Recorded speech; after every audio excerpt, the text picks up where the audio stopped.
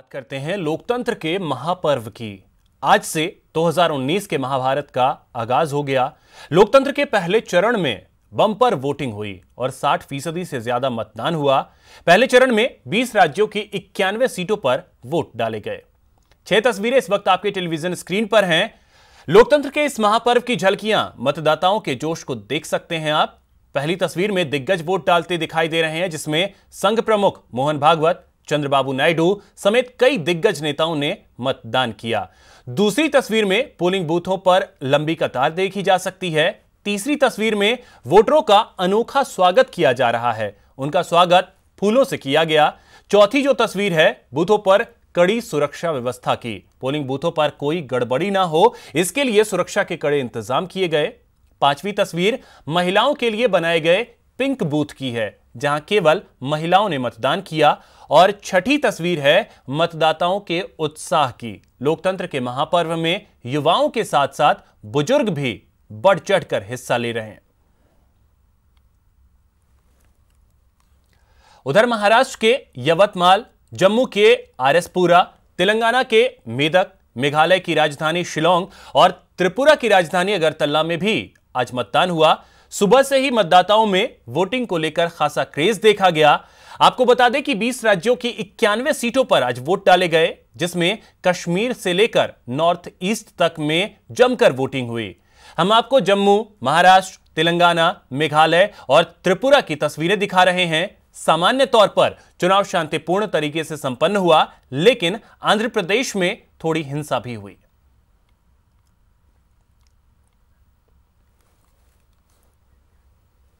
अब आपको सुनाते हैं वोटिंग के बाद क्या कुछ रही दिग्गजों की प्रतिक्रिया।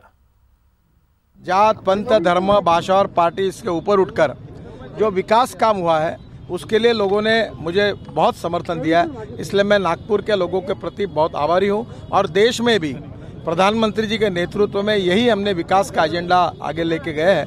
लोग इसको रिस्पांस दे रहे हैं, ये बहुत खुशी की बात। मुझे पूरा यकीन है कि यहाँ पर तेलंगाना की आवाम ज़रूर उन तमाम पार्टीज़ को और उन फॉर्मेशन को कामयाब करेगी जो तेलंगाना के लिए काम करती आई है, जिनको असेंबली में कामयाबी मिली। आंध्रा में मुझे उम्मीद है कि हमारे दोस्त की वहाँ पर कामयाबी होगी। मुझे तो लगता है सब लोग साथ हैं, बाकी जनता बताएगा है नहीं है। साहब ऐसे सवाल मेरे से पूछे, मेरे नेता के बारे में तो कहूंगा मैं आंधी है, लहर छोड़िए। हाँ, मुझे तो अपने नेता के बारे में तो यही कहूंगा। उम्मीद है भारतीय जनता पार्टी जीत कर आएगी। सर, पूरी एश्योरेंस जिस हिसाब जीत कर आएगी, सरकार बनाएगी। जिस हिसाब से अब तक मायावती जी एश्योरेंस दिखा रही हैं और महागठबंधन उनका एश्योरेंस। देखिए, जिसको दिखाना उनको दिखाने दीजिए। जो वास्तविकता है उसके ऊपर जाना चाहिए। जो सिद्धांत हम मान के चलते हैं, जिस दिशा को राहुल गांधी और प्रियंका गांधी जी ने दिखाया है देश भर को, मैं यहाँ से जीत के उनकी उम्मीदवार के नाते मैं जीत के आऊँगी। पुराने मुद्दे थे, वही मुद्दे हैं। 8-9 महीने पहले मुद्दे थे, कोई मुद्दे हैं। अभी उन मुद्दों का कोई समाधान नहीं हुआ। उन्हीं मुद्दों हमने 2 महीने धरना प्रदर्शन भी किया, लेकिन हमारे यहाँ गन्ना मंत्री होते हुए हमारे इलाके का, हमारे बराबर का कोई समाधान नहीं हुआ। और उसने जो है पता नहीं क्या साठगांठ की है मिल मालिकों से कि उनकी जेब तो शायद भर गई हो, लेकिन किसान अभी तक बेचारा। वहीं आज दूसरे चरण के चुनाव प्रचार में पीएम मोदी ने विरोधियों पर जमकर प्रहार किया। हालांकि इस प्रहार के बीच यूपी अध्यक्ष सोनिया गांधी ने भी 2004 की याद दिलाते हुए कहा कि पीएम मोदी अजेय नहीं है।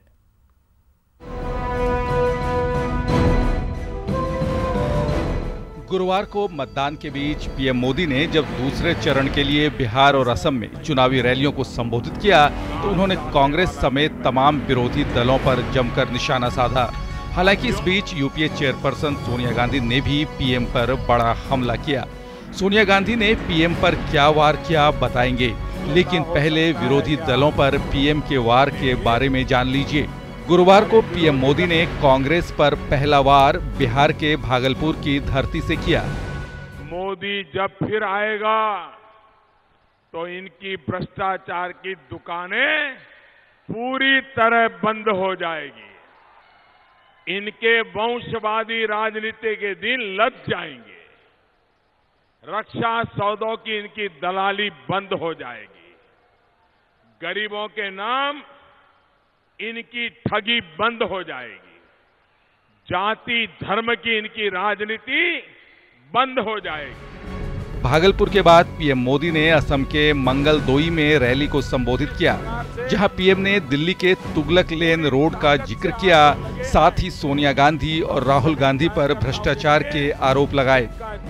कि दिल्ली में एक तुगलक रोड है, उसमें एक बंगला है, उसमें एक बहुत बड़े नेता रहते हैं। ये तुगलक रोड के इस बंगले पर बीते कुछ दिनों से सैकड़ों करोड़ रुपए का खेल खेला गया है। बंगले से जिन लोगों के तार जुड़े हैं, उनके पास से बोरे भर भर करके नोटें निकल रही है, बोरे भर भर के। पीएम मोदी ने भागलपुर और मंगलदोई की रैली से तो कांग्रेस पर निशाना साधा ही, असम के सिलचर की रैली में भी विरोधियों पर वो जमकर बरसे। एक जबरदस्त लहर फिर एक बार जबरदस्त लहर दिखाई दी है। हमारे विरोधियों का इस चुनाव में बचना मुश्किल है, ये जनता जनार्दन ने तय कर लिया।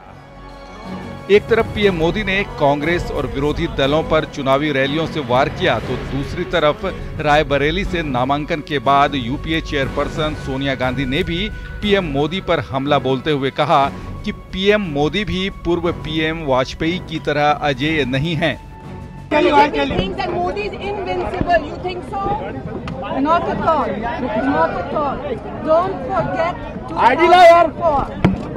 Don't forget 2004. IG was in principle, but we won. गुरुवार को लोकतंत्र के इस महापर्व में पहले चरण का वोट डाला गया, तो दूसरी तरफ दूसरे चरण के चुनाव की लड़ाई भी जोरों पर रही। इसी क्रम में पीएम मोदी ने धुआंधार प्रचार कर विरोधियों पर बेहिसाब प्रहार किए, तो सोनिया गांधी ने भी पीएम मोदी पर हमला कर 2019 में अपना दावा मजबूत कर दिया। Bureau report, news 18 network. Pulwama में आतंकी हमले और फिर एयर स्ट्राइक के बाद भारत पाकिस्तान के रिश्तों में जबरदस्त तनाव है। इस तनाव भरे माहौल में अमन का पैगाम लेकर 11 सिख श्रद्धालुओं का जत्था बैसाखी मनाने के लिए पाकिस्तान रवाना हुआ। मजहब नहीं सिखाता आपस में बैर रखना, सीमाओं से परे है धर्म और आस्था, बैसाखी पर अमन चैन का पैगाम, ये अमन के यात्री हैं। कोटा के सुखदेव सिंह और उनकी पत्नी रुपिंदर के लिए ये दिन खास है। कई कोशिशों के बाद आखिरकार बैसाखी के पावन पर्व पर उन्हें पाकिस्तान स्थित गुरुद्वारों में मत्था टेकने का अवसर जो मिला है। दिल में इच्छा थी भी वहाँ जाए ननकाना साहब, तो कुछ वजह से अपने सरकारी वजह से नहीं जा पाए। अभी भी माहौल कहे से लोग खराब है, लेकिन फिर भी हमने तो माहौल का मतलब नहीं समझा। हम तो अपने गुरु नानक देव जी के जन्म स्थान पे जा रहे हैं, ननकाना साहब, और बड़ी इच्छा थी मन में जाने की, वो अच्छा लग रहा है। देश तो यही रहेगा भी, सिख धर्म सदा कायम रहे और भाई बहन वो हिंदू मुस्लिम भाई बहन मिलके रहे। सिख वेलफेयर सोसाइटी की मदद से वीजा मिलने के बाद कोटा से 11 सिख श्रद्धालुओं का जत्था गोल्डन टेम्पल एक्सप्रेस से पाकिस्तान के लिए रवाना हुआ। कोटा के सिख समाज ने उनकी इस पावन यात्रा के लिए अपनी शुभकामनाएं दी। ये जत्था यहाँ से तो अमृतसर जाएगा, कल सुबह ये लोग पाकिस्तान के लिए प्रस्थान करेंगे। विशेष 3 गाड़ियाँ रेलगाड़ियाँ जाएंगी पाकिस्तान को, उससे ये रवाना होकर सीधे हसन अब्दाल, जिसको हम पंजा साहब कहते हैं, जहाँ पे बैसाखी का पर्व मनाया जाएगा, वहाँ पर जाएंगे सीधे। महापौर महेश विजय और पीसीसी महासचिव पंकज मेहता ने सिख श्रद्धालुओं को इस यात्रा के लिए बधाई और शुभकामना दी। दोनों देशों में दूरियां कम होनी चाहिए, क्योंकि भारत और पाकिस्तान किसी समय एक थे और यहाँ की संस्कृति भी लगभग मिलती है। कई धार्मिक स्थान पाकिस्तान में भी है और कई हिंदुस्तान में भी है, तो सौहार्द और सद्भावना के लिए इस तरह की यात्राएं एक बहुत ही अधिक प्रासंगिक हैं। कोटा शहर की ओर से जत्थे के सभी यात्रियों को बहुत बहुत शुभकामनाएं देता हूं। पुराने हिंदुस्तान में जो आज वो हिस्सा पाकिस्तान में चला गया, ननकाना साहब, पंजा साहब, डेरा साहब, वहाँ का जो लोकप्रियता है, हमारे पंजाबी समाज के सभी भाई बहुत बड़ी आस्था रखते हैं। और मैं पाकिस्तान सरकार को भी निवेदन करता हूँ, हमारे देश से जाने वाले सभी यात्रियों को सुविधाएं दें।